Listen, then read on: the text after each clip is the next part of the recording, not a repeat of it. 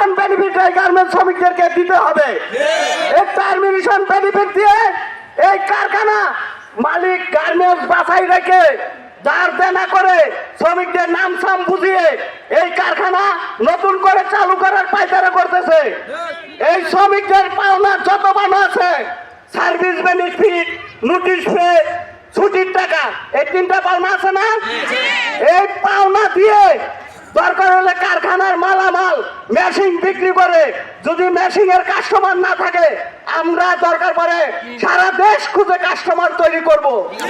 এই কারখানার মালামাল বিক্রি করে শ্রমিকদের পাওনা একদিনে দিতে হবে। ওই পায়তারা করে এই আমরা কারখানার গেটে প্রতিদিন উপস্থিত হওয়ার জন্য এই জায়গায় অবস্থান নেই।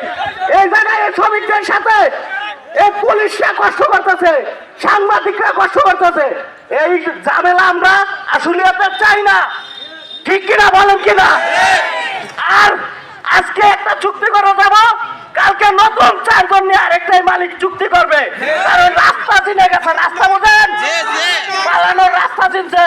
ওই যে সময় আপনি আসবেন ওই সময় বলবো নতুন একটা চুক্তি হয়েছে। যদি শ্রমিক ভাই বোনেরা আপনারা যদি এই আন্দোলনের সাথে একসাথে থাকেন, আমাদের কথা যদি শুনেন, পাওনা দিই 1 টাকা কম দিয়ে এই গার্মেন্টস মালিককে এই কারখানা চালু করার সুযোগ দিব না। কি কইছি বুঝছেন? আমরা গতকালকে ওই কলকারখানায় যাওয়ার পরে যে নাটকবাজি শুরু হয়েছিল তা যারা গেছেন তারা জানেন। আমাদের সাথে কথা বলার সুযোগ নাই। কি কইছি বুঝছেন? কথা বলার সুযোগ নাই। কিছুক্ষণ পরে এই কাগজ বাইর করে, কিছুক্ষণ পরে ওই কাগজ বাইর করে। কাগজ দেখার জন্য আমরা যাই নাই, আমরা পাওনার জন্য ধার চাইতেছি না, সুদের টাকা চাইতেছি না, লোন চাইতেছি না। আমাদের কষ্টের টাকা 15 বছর এই যে শ্রমিক ভাই বোনেরা 18 বছর 19 বছর চাকরি করেছে, জীবন ক্ষয় করে না এই কারখানাতে চাকরি করে।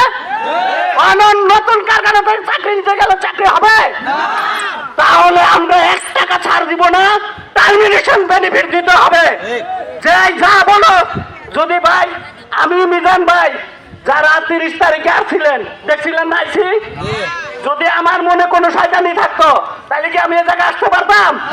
মিজান ভাইয়ের মনে শয়তানি থাকলে এই জায়গায় আসতে পারতাম?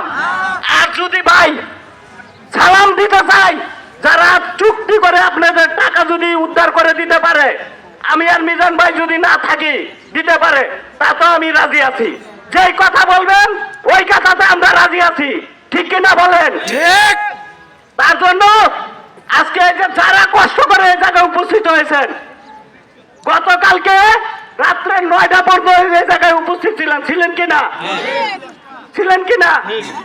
তাই গতকালকে ইন্ডাস্ট্রিয়াল পুলিশের এসপি সাহেব বলেছিল আমাদেরকে যে সকাল 9টা বাজে আমাদেরকে এই জায়গায় আসার জন্য, যারা যে সময় আছে মানে সবাই যাতে গতকালকে চলে গেছে যাওয়ার জন্য বলছিলাম না আমরা। এখন এসপি সাহেবের সাথে মিজান ভাইয়ের সাথে কিছুক্ষণ আগে কথা হয়েছে, বাকিটা মিজান ভাই বলবে। কিন্তু আমরা বলতে চাই, আমরা আজকে এই জায়গায় শ্রমিক সংগঠন, অনেক সংগঠনের লোকজন আছে, সবাই আছে।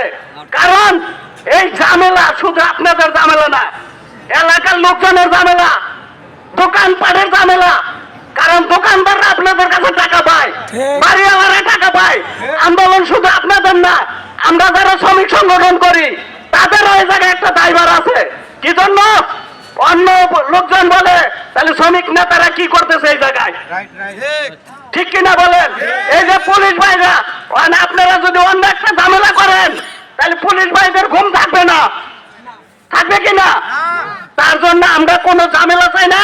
আমরা শান্তিপূর্ণভাবে আন্দোলন করে এই পাওনা দিয়ে আদায় করব, এগুলো আমাদের 100% কথা। যদি আপনারা আমাদের কথা শুনেন, দাবি আদায় হবে। আমি শাহজাহান, মিজান ভাই, এই শ্রমিক সংগঠনের যারা আছে আপনাদের সাথে যে জায়গায় যাওয়ার দরকার আমরা যাব, আছি। গতকালকে বলার পরে বলছে আজকে কারখানার এই জায়গায় মিটিং, ঠিক আছে কিনা? আমরা চাই এই জায়গায় সবার সামনে আলোচনা করে সমস্যার সমাধান হোক। মালিক আইসা বলুক আমি দিতে পারতাছি না, আপনারা যদি মাফ করে দেন আপনারা মাফ করে দিবেন, মালিকের কাছে যদি আদায় করতে পারেন আপনারা আদায় করে নিবেন। আমার কাজ কি? আপনারা রাস্তাটা দেখানো। কি কইছে বুঝছেন? এটাই সবচেয়ে বড় কথা। কথা তাই বলতে চাই। এখন বাকি কথা মিজান ভাই বলবে।